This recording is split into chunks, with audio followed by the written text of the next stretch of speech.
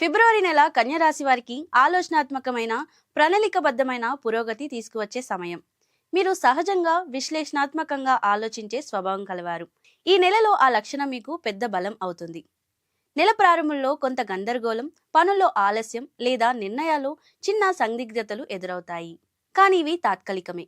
మధ్యకాలం నుంచి మీలో స్పష్టత పెరిగి పనుల్లో వేగంగా ముందుకు సాగుతాయి. ఉద్యోగస్తులకు ఈ నెల బాధ్యతలు పెరుగుతాయి.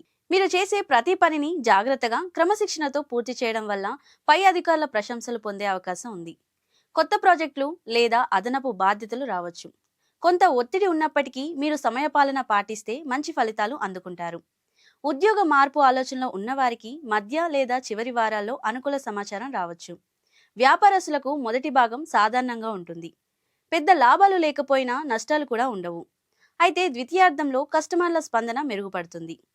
కొత్త ఒప్పందాలు, చిన్న పెట్టుబడులు లాభదాయకంగా మారవచ్చు. భాగస్వామ్య వ్యాపారాల్లో పారదర్శకత చాలా ముఖ్యం. ఆర్థికంగా ఆదాయం స్థిరంగా ఉన్నా ఖర్చులు పెరిగే సూచనలు ఉన్నాయి. ముఖ్యంగా కుటుంబ అవసరాలు, ఆరోగ్య ఖర్చులు రావచ్చు. పెద్ద పెట్టుబడులు పెట్టే ముందు 2 సార్లు ఆలోచించడం మంచిది. కుటుంబ వాతావరణం సాధారణంగా అనుకూలంగా ఉంటుంది. ఇంట్లో శుభకార్యాల చర్చలు జరిగే అవకాశం ఉంది. సోదరులు లేదా సన్నిహితుల నుంచి మద్దతు లభిస్తుంది. ప్రేమ సంబంధాల్లో చిన్న అపార్థాలు రావచ్చు.